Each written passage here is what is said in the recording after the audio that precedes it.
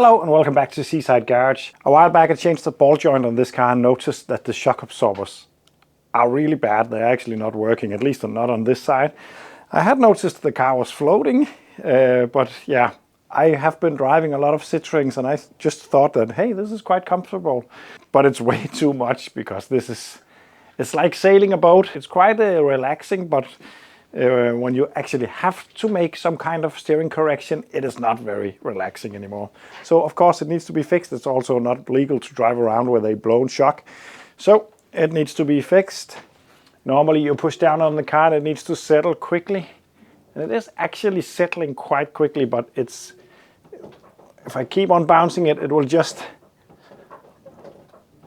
be very, very bouncy. I think the reason why it's settling quite quickly by itself is because of the weight and the anti-roll bar system on the front. I think that will settle it a little bit because of the tension in those arms. I might be wrong, but I think so. But I need to change those shock absorbers, and that is what I'm going to do in this video. Firstly, what I need to do is to open up the bonnet, because I need to undo the bolts on the shock absorber.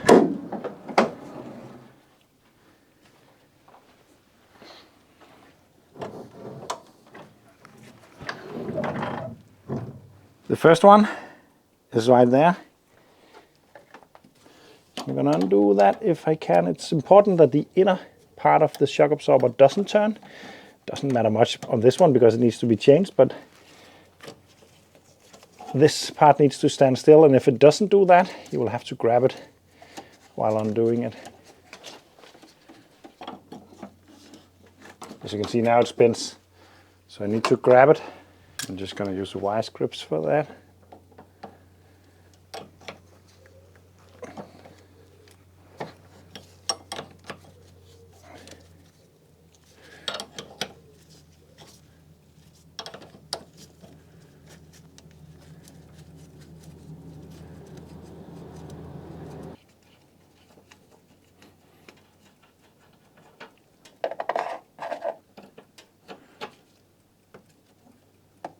And then on the other side it's down there. I'm going to do the same down there.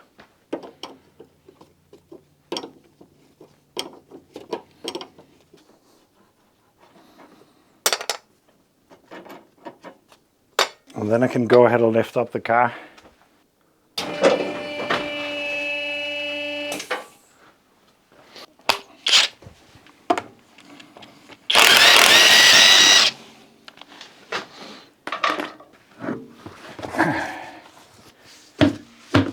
Here we have the shock absorber.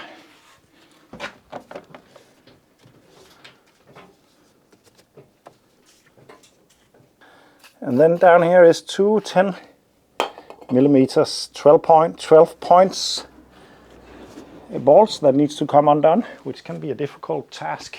And if it comes out easy, this is a pretty easy job actually. But very often it's not that easy. I think that's coming. Yeah, that was easy. I've snapped quite a few of these.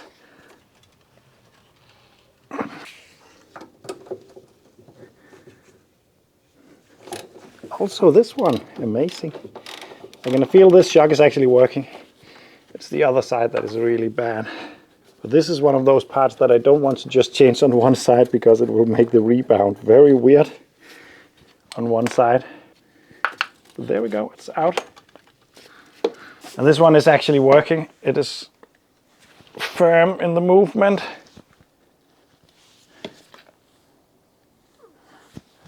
No looseness. So this is actually working. The other side, I'm going to take that out now and show you what it looks like when it's not working.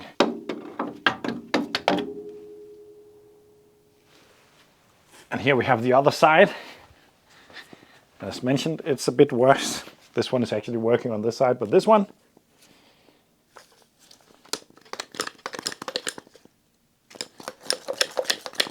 there's absolutely no pressure on this, and it's surprising to not see any kind of leaks on it, but there's no pressure on it. Maybe it's a gas strut, I don't know. It's completely broken. It's not doing anything at all, this one. This one over here is actually working. Someone brought it up in the previous video why I didn't change the ball joints on both sides. I don't do that because I don't know if they both were changed last time on both sides, and sometimes there's quality difference. Also, the right side sees a lot more potholes, and I don't want to change things just because it's wise to do, because I don't really think they wear at the same rate anyway. But on brakes or on rebound or suspension components, I like to change them on both sides, because if I only change the non-working one on the other side, the absorbing will probably be a lot stronger on that side, and that will mean the car will rock from side to side when going over bumps. So I'm going to change both sides in this instance, even though that this is still working.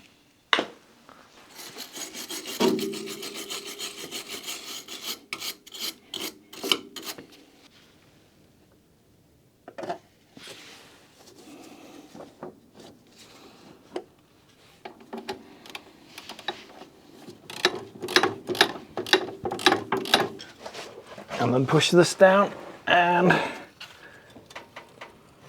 push it in through and up through the hole like this. And tighten up the last one.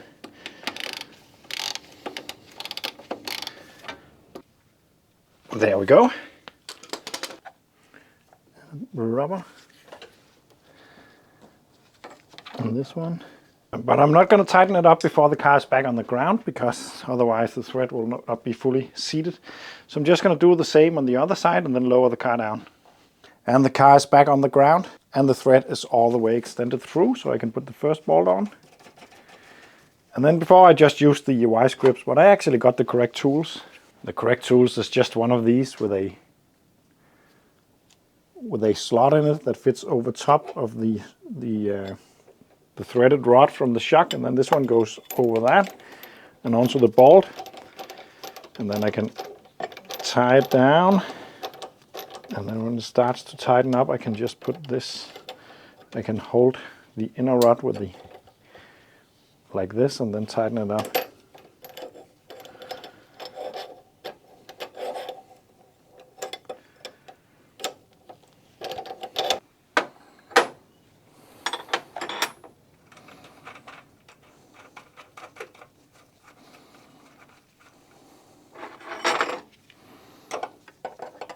And then just lock it.